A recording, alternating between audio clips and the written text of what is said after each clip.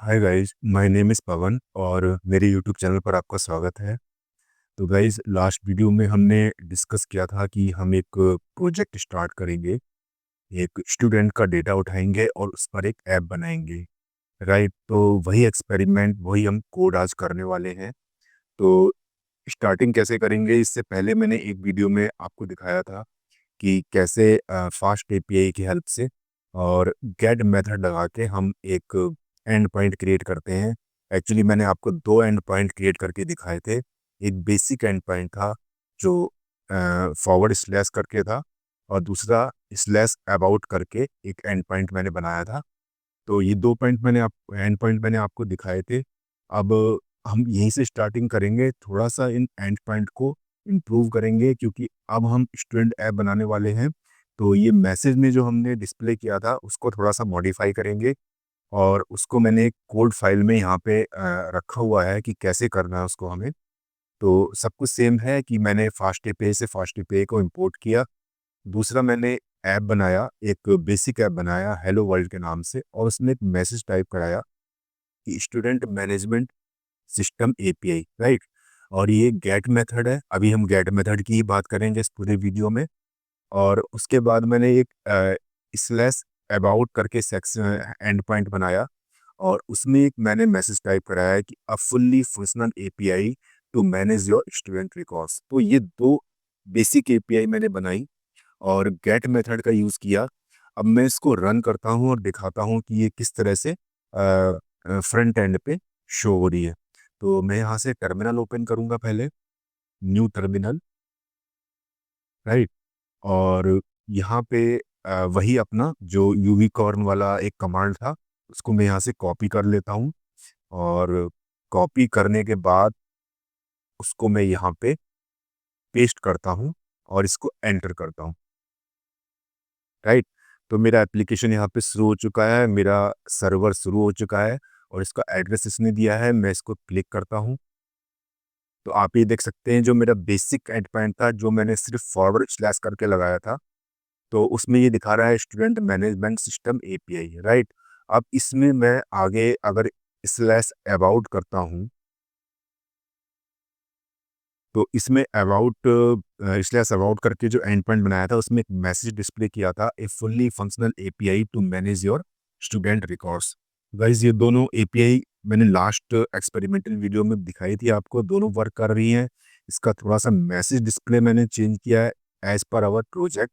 अब आगे का हम कोड करेंगे, हम एक जेसन फाइल में अपने स्टूडेंट का डेटा डालेंगे, और उसके बाद हम उसको गेट मेथड से व्यू करने की कोशिश करेंगे। तो गाइज, लास्ट वीडियो में मैंने आपको शो किया था एक माइक्रोसॉफ्ट ड्राइंग बोर्ड पे कि इस तरह से हम एक फाइल क्रिएट करेंगे, जेसन फाइल, क्योंकि हम डेटाबेस नहीं क्रिएट करने वाले हैं। ये जेसन फाइल ही मेरा डेटाबेस रहेगी।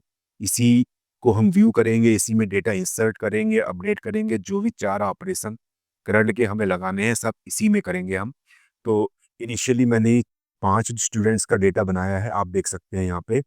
ये 5 स्टूडेंट है, H005 आईडी हो गए, तो 5 स्टूडेंट्स हैं। और इसको मैंने जेसन फाइल में बनाया है, और इसको एक स्टूडेंट डेटा, यहाँ पे आप देख सकते हैं student underscore data dot JSON file में मैंने इसको स्टोर कर लिया है। राइट, अब मुझे क्या करना है कि इस पूरी फाइल को मुझे लोड करना है अपनी मेन प्रोजेक्ट फाइल में। राइट, तो सबसे पहला काम मेरा ये रहेगा कि इस फाइल को मुझे लोड करना है। तो लोड करने के लिए मैं सिंपल सा एक 3 लाइन का कोड लिखूंगा, यहाँ पे मैंने दिया हुआ है। और वो कोड है, यहाँ पे एक फंक्शन बनाऊंगा लोड डेटा करके, और उसमें मैं अपनी इस जेसन फाइल को ओपन करूंगा इन आर रीड मोड, और उसका एक निक नेम रखूंगा मैं एफ, और साथ में नेक्स्ट लाइन में इसको मैं जैसन की मदद से, यहाँ पे मैंने, आप देख सकते हैं यहाँ पे मैंने इंपोर्ट जैसन मैंने इंपोर्ट किया हुआ है यहाँ पे, क्योंकि मुझे यहाँ पे जैसन फाइल लोड करनी है। तो जैसन डॉट लोड, यहाँ पे मैंने, आप देख सकते हैं डेटा मैंने लोड किया है जैसन डॉट लोड, और इसके अंदर जो फाइल मैंने ओपन की थी एफ मैंने यहाँ पे पास करा दी है। इससे जो भी मेरा यहाँ पे डेटा लोड हुआ उसी डेटा को मैंने रिटर्न करा दिया है। अब मैं क्या करूँगा, जब भी इस अपने लोड डेटा फंक्शन को मैं कॉल करूँगा, तभी मेरे को ये रिटर्न करके डेटा दे देगा, जो मेरा जेसन फाइल में जो डेटा होगा वो मुझे दिखा देगा ये, राइट। तो ये ज़रूरी था क्योंकि मैंने जो जेसन फाइल बनाई है उसका डेटा यहाँ शो करने के लिए। अब नेक्स्ट मैं कोड लिखूंगा, एक एंड पॉइंट बनाऊंगा जिसमें हम अपना ये सारा डेटा जो जेसन फाइल में रखा है उसको हम व्यू कर सकें फ्रंट एंड पे, राइट।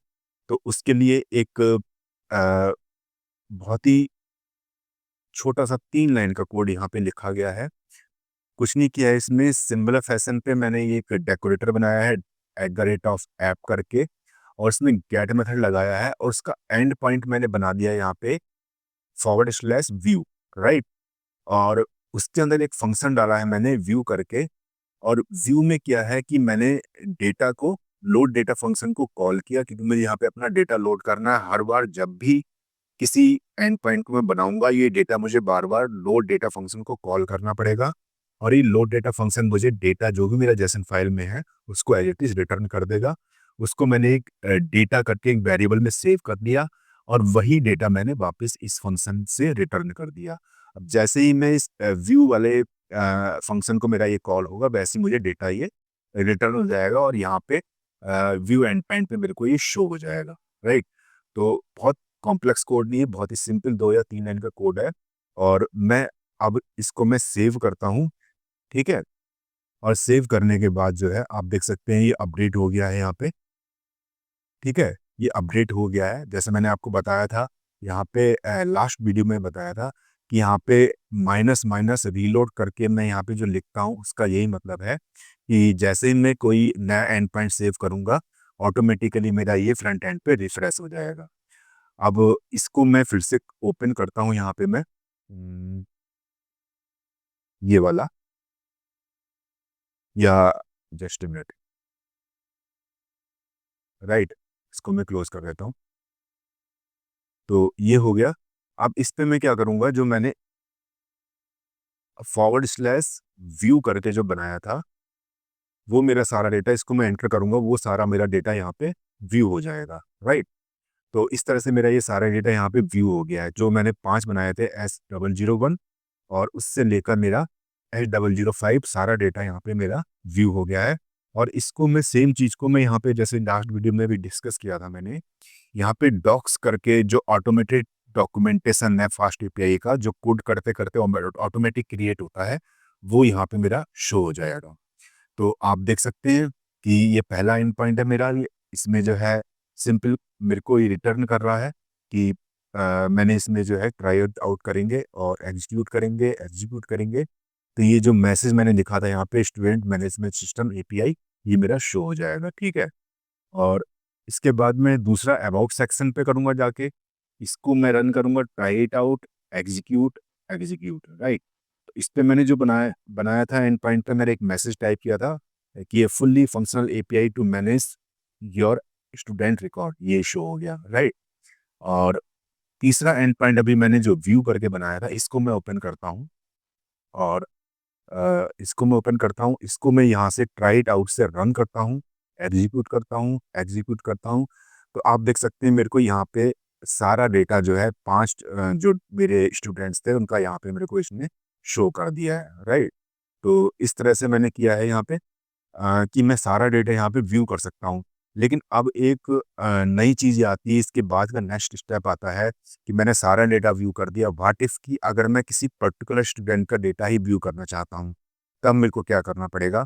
तो उसके लिए मैं आपको थोड़ा-सा एक्सप्लेनेशन दूँगा एक ड्राइंग पैड की मदद से। तो इसमें एक पाथ पैरामीटर होता है, तो पाथ पैरामीटर का यूज़ करके हम एक पर्टिकुलर स्टूडेंट का डेटा शो कर सकते हैं।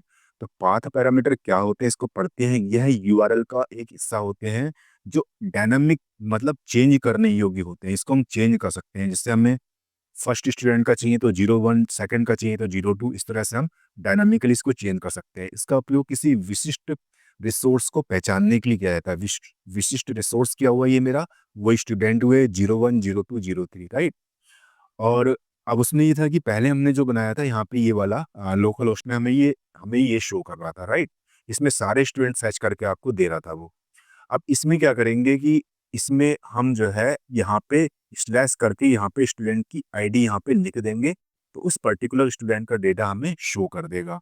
अब इसके लिए हमें इस काम को करने के लिए हमें क्या करना पड़ता है, पाथ पैरामीटर जो था कि पाथ पैरामीटर डायनामिक जो होते हैं वो हमें लगाना पड़ता है। पाथ पैरामीटर क्या होते हैं, हम एक नया एंड पॉइंट बनाएँगे और इसमें जो है आप देख रहे हैं कि व्यू के बाद स्लैश व्यू के बाद एक स्लैश और लगाकर एक नया एंड पॉइंट बनाया है। उसमें जो है कर्ली ब्रैकेट के अंदर स्टूडेंट आईडी मैंने डाल दी है, राइट? और जैसे ही मैं नया एंड पॉइंट बनाऊँगा और नए एंड पॉइंट को एग्ज़ीक्यूट करूँगा, तो इस यूआरएल पे मुझे वो जो है स्टूडेंट का डेटा मुझे शो हो जाएगा। अब इतना मैंने बता दिया और ये यहाँ पे व्यू पे नहीं, हम किसी भी करंट ऑपरेशन पे लाइक मुझे अपडेट करना है इस स्टूडेंट का, तो यहाँ पे अपडेट करके मैं एंड पॉइंट बनाऊँगा, उसके आगे लगा सकते हैं, डिलीट में लगा सकते हैं, सब जगह इसका यूज़ कर सकते हैं, इस पाथ पैरामीटर का। अब इसको हम कैसे कोड में यूज़ करते हैं, तो हम कोड पे चलते हैं आगे। और ये लास्ट मैंने एक यहाँ पे एक कोड लिखा हुआ है इसका छोटा-सा, वो आपको मैं अनकमेंट करके दिखाता हूँ। और इसमें मैंने कुछ नहीं किया है, इसमें एक मैंने एंड पॉइंट बनाया है। क्या बनाया है, एंड पॉइंट ऐप, आप देख सकते हैं ऐप डॉट गेट करके और स्टूडेंट ऑब्लिक स्टूडेंट आईडी। अब यहाँ पे आप देखिए कि स्टूडेंट के बाद यहाँ पे मैंने जो स्टूडेंट एंड पॉइंट बनाया है, इसके आगे मैंने एक पाथ पैरामीटर जो है जो डायनामिक है, कर्ली ब्रैकेट में है। जैसे ही इसको एक स्टूडेंट आईडी मिलेगी, आगे उस स्टूडेंट आईडी को पास कर देगा। नीचे मैंने एक फंक्शन बनाया है व्यू स्टूडेंट करके, और इस व्यू स्टूडेंट में मुझे क्या मिलेगा, जो मेरे को यहाँ पे स्टूडेंट आईडी आईडी पास हो रही है, वो मुझे यहाँ पे मिलेगी। और फिर जो है मैं नेक्स्ट मेरा क्या होगा कि मैं जो भी मेरा जेसन फाइल में डेटा लोड है, पहले उसको लोड करूँगा। जैसे मैंने अभी आपको बताया था कि मैंने सारा डेटा लोड करूँगा। उसके बाद जो है, अब मैं चेक करूँगा कि जो मेरे को यहाँ पे स्टूडेंट आईडी जो मेरे को यूज़र ने दी है, जो भी व्यूअर देखना चाहता है उसने दी है, वो इस मेरे सारे डेटा में जो जेसन फाइल है उसमें है या नहीं है। अगर है, तो यहाँ पे डेटा में से इस स्टूडेंट आईडी की को मैं रिटर्न कर दूँगा। जैसे आप देख सकते हैं यहाँ पे, ये की है एक तरह से, और बाकी ये डिक्शनरी फॉर्म में इसकी इन्फॉर्मेशन है। तो इस की को मैं रिटर्न कर दूँगा। राइट?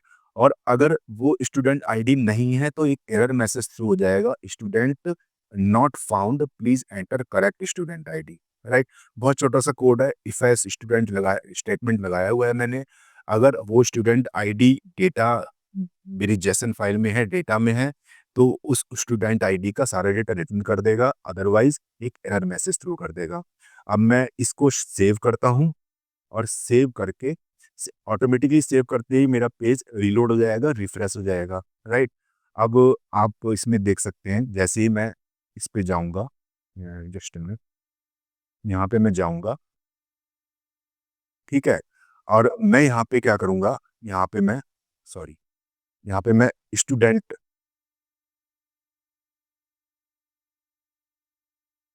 ठीक है? Student, right? Oblique S001, sorry, इसमें 1 है क्या? 1,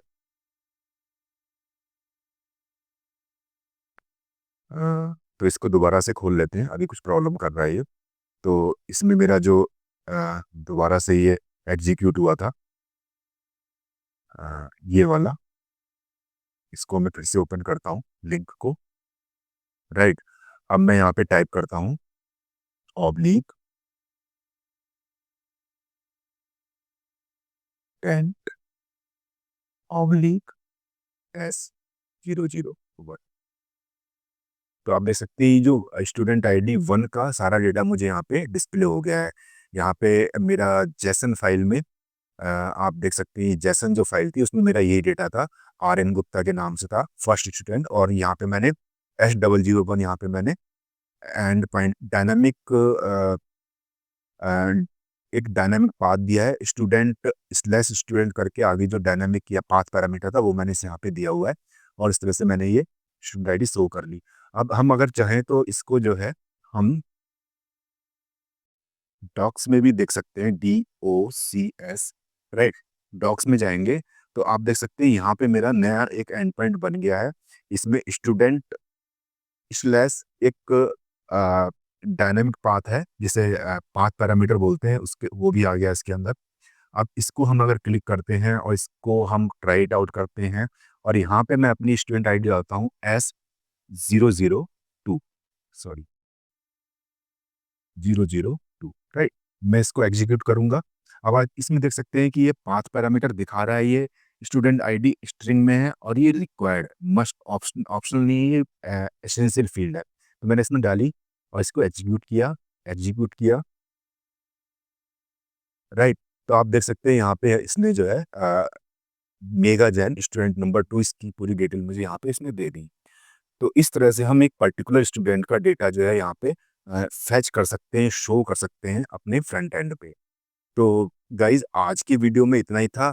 नेक्स्ट इसमें आगे हम कुछ इम्प्रूवमेंट करेंगे, आगे हम इसमें कुछ इम्प्रूवमेंट करेंगे, लाइक कुछ मेटा डेटा देने की कोशिश करेंगे, क्योंकि फ्रंट एंड पे यूज़र को कुछ नहीं पता लग रहा है कि हमें किस तरह से हमें इनपुट देनी है। यहाँ पे हमें मालूम था, इसलिए हमने सीधा S001 कर दिया।